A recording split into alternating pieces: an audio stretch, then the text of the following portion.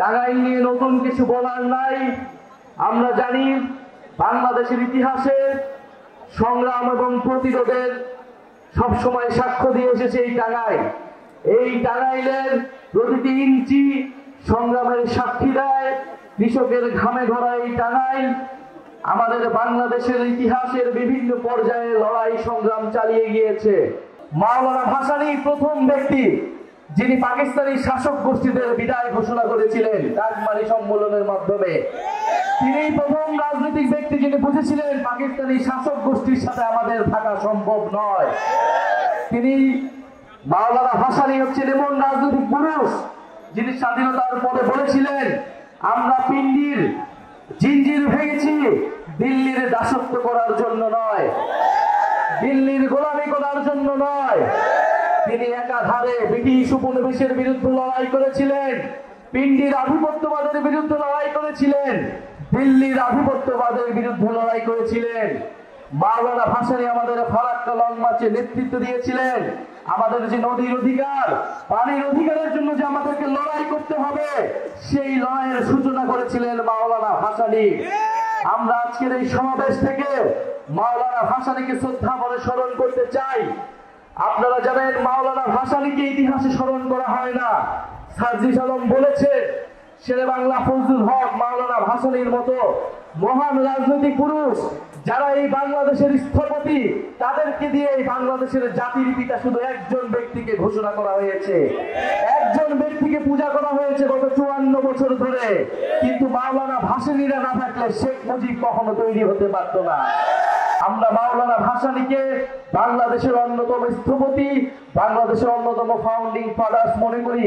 বাংলাদেশের কোন একজন জাতির পিতা নয়, বাংলাদেশে অনেকজন জাতির পিতা রয়েছে, তার মধ্যে অন্যতম রয়েছে মাওলানা ভাসানী। ওয়ালটন এখন দেশের সীমানা পেরিয়ে পৌঁছে গিয়েছে 50টিরও বেশি দেশে।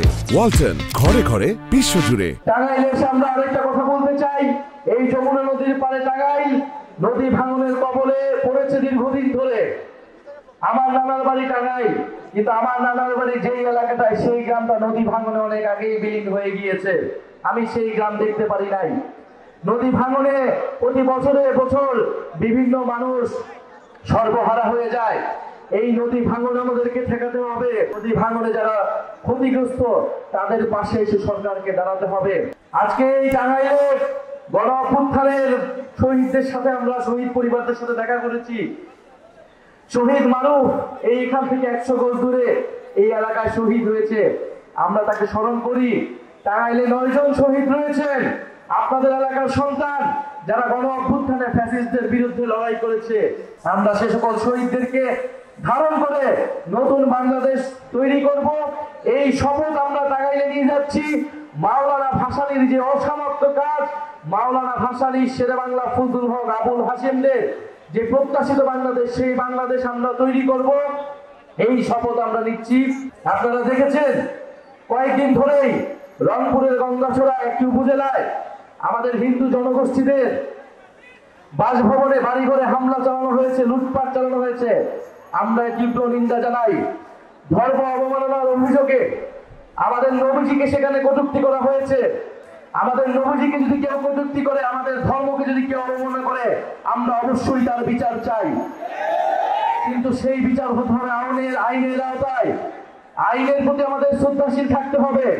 কিন্তু সেই ঘটনাকে কেন্দ্র করে যদি সেই সম্প্রদায়ের উপর কেউ আঘাত আনে, সেই ঘটনাকে আমরা কখনোই মেনে নেব না। আমাদের ধর্ম এটাকে পারমিট করে না। আমাদের ধর্মে বলা আছে পিতার অপরাধের জন্য পুত্রকে দায়ী করা যাবে না, পুত্রের অপরাধের জন্য পিতাকে দায়ী করা যাবে না। অন্য ধর্মের উপর আঘাত দেওয়া, আমাদের এই নবীজি আমাদেরকে এই শিক্ষা দেয় নাই। নবীজি সবসময় অন্য ধর্মের মানুষের নিরাপত্তা নিশ্চিত করতেন। ফলে এই ঘটনা যারা ঘটাচ্ছে তাদের উদ্দেশ্য ধর্মীয় নয়, তাদের উদ্দেশ্য রাজনৈতিক, তাদের উদ্দেশ্য সাম্প্রদায়িক, এবং তাদের উদ্দেশ্য হচ্ছে লুটপাট করা। এই রাজনীতি শুরু করেছিল আওয়ামী লীগ, সংখ্যালঘুদের জমি দখল এবং লুটপাটের রাজনীতি এবং বিচার না করার রাজনীতি। আমরা আজকের সমাবেশ থেকে বলতে চাই, রংপুরে যারা এই ঘটনা ঘটাচ্ছে তাদেরকে অবশ্যই বিচারের আওতায় আনতে হবে। যিনি ধর্ম অবমাননা করেছেন তাকেও বিচারের আওতায় আনতে হবে। আমরা ধর্মীয় সম্প্রীতির বাংলাদেশ গড়তে চাই, ইনসাফের বাংলাদেশ গড়তে চাই, বৈষম্যহীন বাংলাদেশ গড়তে চাই। ইনকিলাব জিন্দাবাদ।